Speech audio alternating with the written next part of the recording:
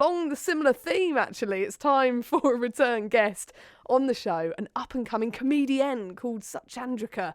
You might remember her from the autumn if you've listened to the show for a while. She started comedy in January 2020, being nominated for awards along the way and named as one to watch in the industry. Suchandrika has written for Radio 4 comedy shows, and as we approach the summer, the Fringe festivals are ahead. Welcome to the show, or welcome back to the show, I should say.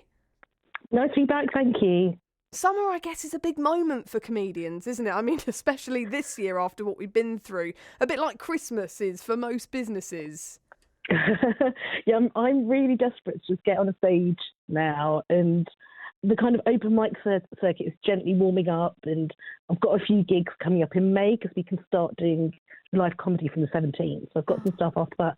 But I've been thinking, like, over the last year, there is a show I really want to do, and I know I'm quite new to comedy, but you know, when you start doing sort of 5 and 10 minute gigs, if there is a bigger idea, you start to think, well, where do I get a kind of larger slot? And it's only really at the Fringes that you get these hour-long slots where you can sort of really build a show and take it over there.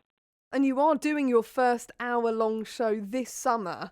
How on earth will you sustain an hour on your own? I think in a way, by kind of not doing it completely, it's not like an hour of stand-up. I don't think I could do that. I'm not sure anyone necessarily wants that.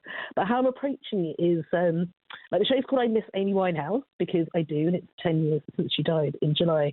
And she's actually, like, we were born in the same year, and I was a huge fan of her back in the day. And so I'm kind of taking the audience out of this weird pandemic year, and we're going back to the noughties in Camden when I was young, and kind of those nights out and these things you haven't been able to do in a while, like looking at that and how Amy may or may not have been a part of that.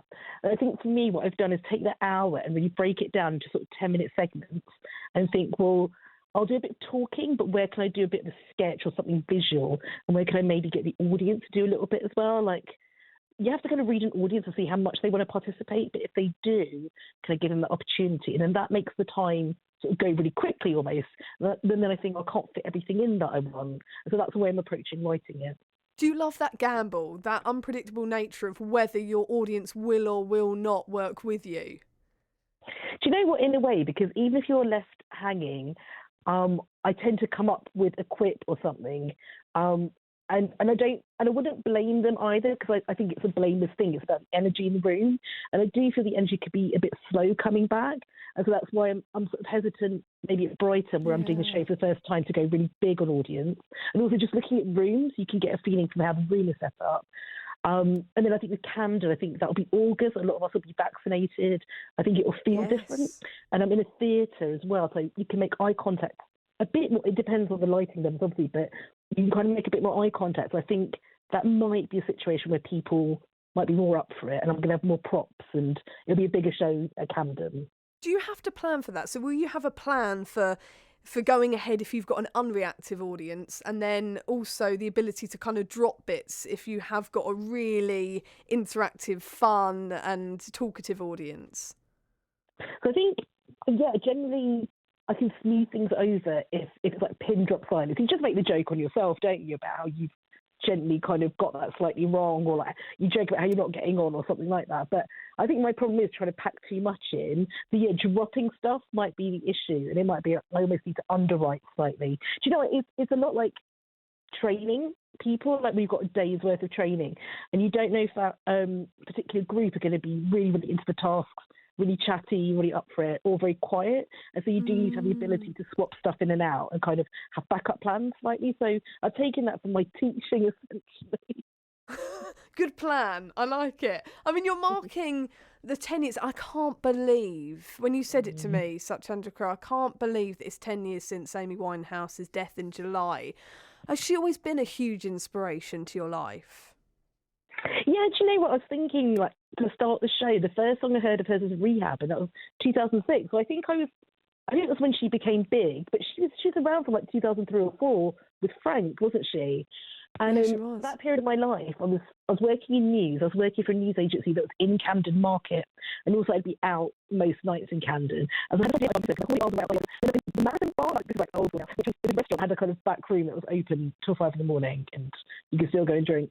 Like the days a long time ago, and like she was renowned for being in all these places, but I never met her. Is kind of the slight joke, although I was a big fan of hers. And so in the show, I'm going to kind of imagine a few occasions when I did cross paths with her, and what they would have been like. Like I don't know if they would have necessarily been brilliant. Maybe a drunken conversation at 3 a.m. I was going to ask you how you make such a emotional and moving and sad memorial and anniversary into something funny and entertaining. I think the important thing is that the show is not laughing at Amy Winehouse in any way whatsoever. I'm not taking the mick at all. But I think it's about looking at the absurdity of something like grief and there's something like celebrity. And how I can have a show idea. Like, just celebrity should be surrounded by people. Those sorts of things never go the way you hope they'll go. And it's another thing with kind of the collective grief we feel after a public figure has gone, like Princess Diana is a huge example. Is that collective grief anything like personal grief when someone we love dies? And after the pandemic, I just really wondered, do we have both collective grief and personal grief? How are we going to look back on this and how are we going to support each other? So it actually comes from a very current theme, but I there's nothing in me that can make a pandemic show. I wouldn't know how to do that. I'm not sure people want that. But It's probably too soon, do you think? Do you think at the minute it's a bit raw because we're all still kind of in it and sort of only just coming out of it? Do you think maybe in a year's time we might see more pandemic-inspired work? I guess it depends. We kind of have a bit of an all clear on it, if that's ever possible. I know, actually, I just said that and then it raced through my mind thinking, well, I hope in a year's time it's going to be, behind us as an almost distant memory. Yeah, I mean, people are really hurting. Obviously, people have lost loved ones and people can't have like family gatherings and they can't all be together. And yeah, I think pain is going to last a long time. And I'm intrigued to know what we're going to make of this time in the future, and that's kind of something I look at as well, because I have a niece who's 3. She's lived most of her life like under a pandemic. Yes, I remember you saying because she's inspired your work previously, but actually now she's spent over half of her life living during COVID times. It's so sad, isn't it? 'Cause you look back at those pictures of your 3rd birthday party, there's all these other tiny kids high on sugar having a great time, and you can't have that. And I always think, how am I going to explain this to her? She's going to have some questions in the future. And actually, I heard another performer say recently, Suze Kempner. She said on a podcast that you learn the kind of worst kind of performer you are around your parents. When you are around your parents, that's the worst kind of performance you do. But you learn the best kind of performer you can be around children. And that's so true, because I do, like, we have a lot of video calls, and I sent a screenshot to one of my friends, and she's like, "Oh, look at your expression in that photo. You're doing this face." And I was like, "Wow, I put 100% in to like my facial expressions, and I'm just chatting to her on video calls." So, in a way, we put the most in to kind of telling children those stories too. So why do you think that is? Why do you think it's the kids that bring that out of us? I think they enjoy the effort. I think you get the best response from a very sincere, I'm putting 100% in and giving you my attention. Like, I think children recognise that. And what you get back from this, like, it's a bit like improv. It's like, let's play. It's a yes and. Yes. And I think if you're half-hearted, they know.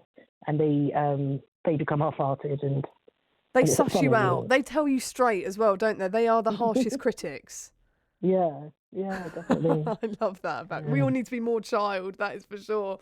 Suchandrika, I'm intrigued because you talk about improv, which I think is, so incredible to watch. I mean, it's so in admiration of that. When you perform and when you've got these fringe festivals coming up this summer, do you plan, write and learn a script? And how much will be off the cuff on the night?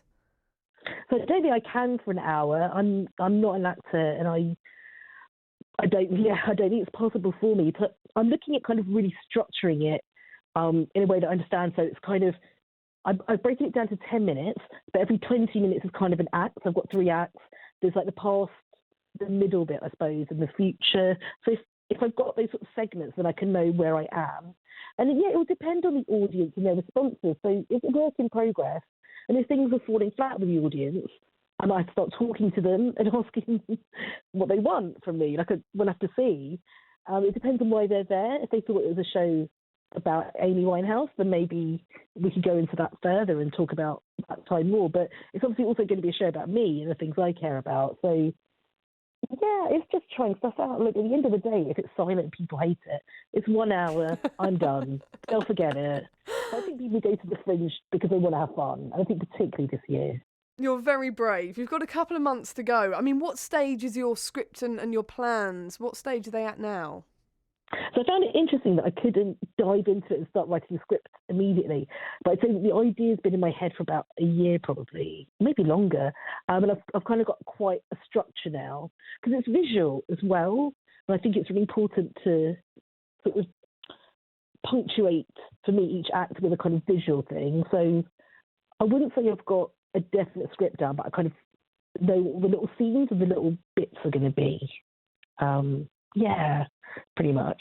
How are you feeling underneath? You know, obviously it's so exciting that there's some normality returning, but deep down, how are you feeling about your Fringe Festival performances in terms of the pandemic and where we're at? So that's one thing, yeah. I am thinking that maybe leave the audience participation in June because it's really close. Or I was thinking if I do, should I have some masks with me to offer them? Like what's kind of polite now when you're doing a show, because we've not come to that yet. In terms of being rusty, well, this is actually something I've not done before, so who knows that will work. But I've been doing Zoom gigs and I've been doing sort of 10 minutes and so on. So not only you're rusty because, you know, we've all been in lockdown, you haven't had the chance to perform on stage for a while, but you're also doing your first hour-long performance, which is something you've never done before. What are you going to do to prepare not only for getting back out there, but also for that gear change, to being back on stage again? I would say in the past I've done a 90-minute podcast recording, which is a slightly different thing because there was someone else with me. And I sort of wrote a skeleton, an outline of the show. But I'm doing loads of gigging basically from now until Brighton and then through June and July until Camden in early August. So I'm just getting back on a stage. I'm going to be at Monkey Business, which is on Chalk Farm, Monkey Business Comedy Club quite a few times. Betsy Trotwood, so I was booked in to do the Betsy Trotwood last March on their Monday nights at Jester Jesters. Obviously the lockdown happened and they've come back and said, well, we can do it now. So yeah, I'm just getting out physically, gigging as much as possible, looking for places I can get longer slots to do some of my work in progress, and then just going for it, really.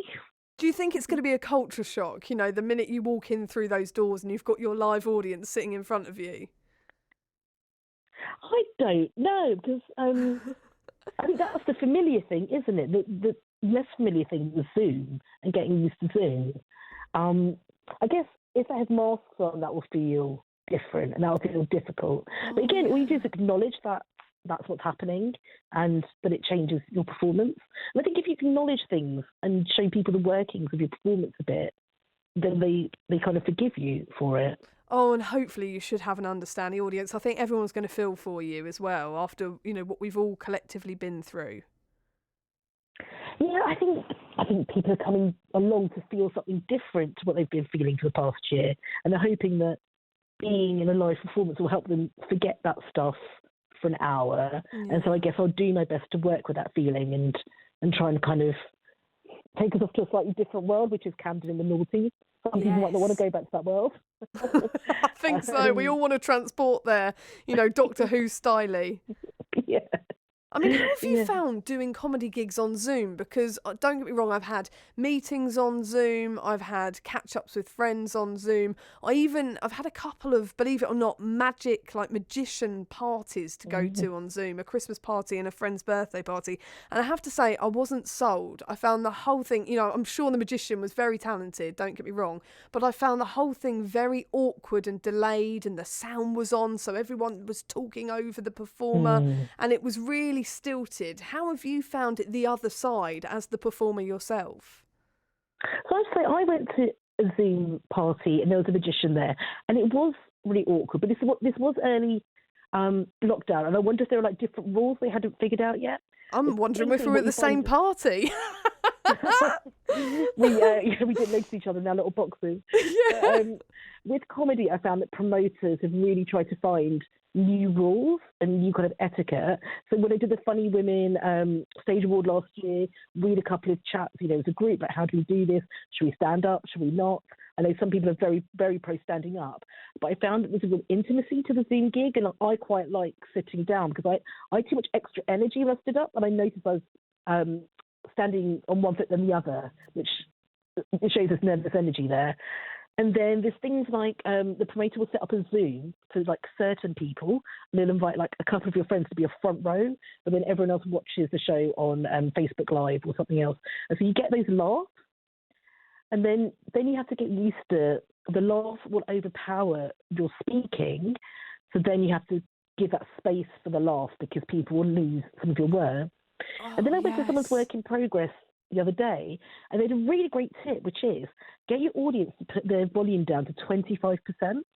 So then you hear the laugh, but it doesn't overpower your speaking. Oh, that is genius. I mean, I've either been on Zoom performances where we've all been muted, so you feel so disconnected from the performer, or they've kept everyone's volume on and you've had all the screaming of the kids and the chatter and the gossiping and chairs screeching across the floor and the dogs jump down and the whole thing's collapsed, and it's just so distracting. So that's a really good idea, so you get that bit of an ambience and atmosphere.